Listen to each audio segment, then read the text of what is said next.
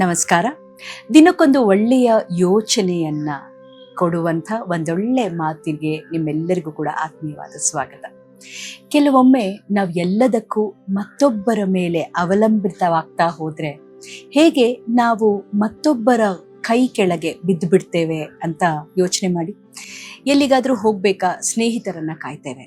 ಏನನ್ನಾದ್ರೂ ತರಬೇಕು ಅಂದ್ರೆ ಯಾರೋ ಒಬ್ರು ಕಾರ್ ತಗೊಂಡ್ಬರ್ಬೇಕು, ಆಮೇಲೆ ಹೋಗಿ ನಾವು ಆ ಸಾಮಾನನ್ನ ತಗೊಂಡ್ ಬರ್ತೇವೆ. ಯಾವುದೋ ಊರಿಗೆ ಹೋಗ್ಬೇಕು, ಅದಕ್ಕೆ ಮತ್ಯಾರೋ ನಮಗೆ ಟಿಕೆಟ್ ಮಾಡಿಕೊಡ್ಬೇಕು, ಮತ್ಯಾರೋ ನಮ್ಮನ್ನ ಸ್ಟೇಷನ್ಗೆ ಬಿಡಬೇಕು ಅಂತ ಎಕ್ಸ್ಪೆಕ್ಟ್ ಮಾಡ್ತೇವೆ. ಈ ರೀತಿ ಪ್ರತಿಯೊಂದಕ್ಕೂ ನಾವು ಮತ್ತೊಬ್ಬರ ಮೇಲೆ ಅವಲಂಬಿತವಾಗ್ತಾ ಹೋದ್ರೆ ನಮ್ಮ ಕೆಲಸಗಳನ್ನ ನಾವೇ ಸ್ವತಂತ್ರವಾಗಿ ಮಾಡೋದನ್ನ ಕಲಿಯೋದೇ ಇಲ್ಲ. ಇದಕ್ಕೆ ಒಂದು ಪುಟ್ಟ ಕಥೆ ಇದೆ. ಒಂದು ಮೊಲ ಇತ್ತಂತೆ. ಆ ಮೊಲವನ್ನ ಕಾಡಿನಲ್ಲಿ ಸೀಳ್ ನಾಯಿಗಳು ಯಾವಾಗ್ಲೂ ಅಟ್ಟಿಸ್ಕೊಂಡು ಬರ್ತಿದ್ರಂತೆ.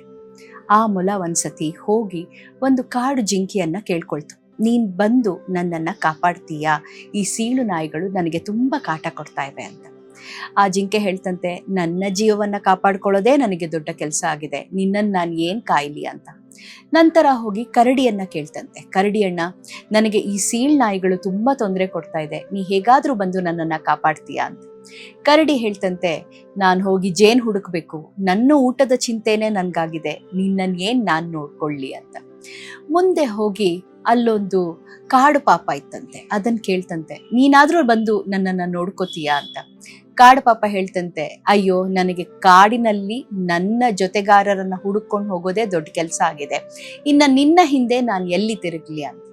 ಓಹೋ, ಕೊನೆಗೆ ಯಾರೂ ನನ್ನನ್ನ ನೋಡ್ಕೊಳ್ಳಲ್ಲ, ಯಾರೂ ನನ್ನನ್ನ ಕಾಯಲ್ಲ ಅಂತ ಗೊತ್ತಾದ್ಮೇಲೆ ಒಂದು ಪೊದೆಯ ಹಿಂದೆ ಈ ಮೊಲ ಹೋಗಿ ತಾನೇ ಒಂದು ಹಳ್ಳವನ್ನ ಮಾಡಿಕೊಂಡು ಅಲ್ಲೊಂದು ಗೂಡನ್ನ ಕಟ್ಕೊಂಡು ಅದ್ರೊಳಗೆ ಸೇರ್ಕೊಂತಂತೆ.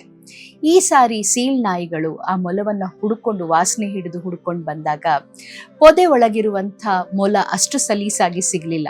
ಅಂತೂ ಇಂತೂ ಆ ಮಣ್ಣನ್ನ ಕೆದರಿ ಅದನ್ನ ಇನ್ನೇನು ತಿನ್ಬೇಕು ಅನ್ನೋ ಹೊತ್ತಿಗೆ ಮೊಲ ಚಂಗನೆ ನೆಗೆದು ಜೋರಾಗಿ ತನ್ನ ಪ್ರಾಣವನ್ನ ರಕ್ಷಿಸ್ಕೊಳ್ಳೋದಕ್ಕೆ ಓಡೋಕ್ ಶುರು ಮಾಡ್ತಂತೆ. ಆಗ ಮೊಲಕ್ಕೆ ಗೊತ್ತಾಯ್ತು, ನಾನು ಎಷ್ಟು ಚೆನ್ನಾಗಿ ಓಡ್ತೀನಿ, ನನಗೇ ದೇವ್ರು ಇಷ್ಟೊಂದು ಶಕ್ತಿ ಕೊಟ್ಟಿರ್ಬೇಕಾದ್ರೆ ನಾನು ಯಾಕೆ ಬೇರೆಯವ್ರ ಮೇಲೆ ಅಷ್ಟೊಂದು ಅವಲಂಬಿತವಾಗಿದ್ದೆ ಅಂತ.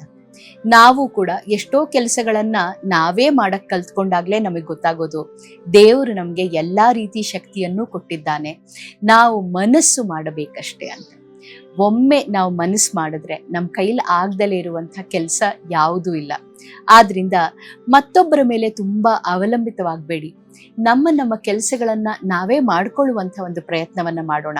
ಅದು ಒಬ್ಬರೇ ಟ್ರಾವೆಲ್ ಮಾಡೋದಾಗಿರಬಹುದು, ಒಬ್ಬರೇ ಹೊರಗೆ ಹೋಗಿ ಯಾವುದಾದ್ರೂ ಕೆಲಸ ಮಾಡ್ಕೊಂಡು ಬರೋದಾಗಿರಬಹುದು, ಅಥವಾ ಮತ್ಯಾವುದಾದ್ರೂ ನಿರ್ಧಾರ ತಗೊಳ್ಳೋದಾಗಿರ್ಬೋದು.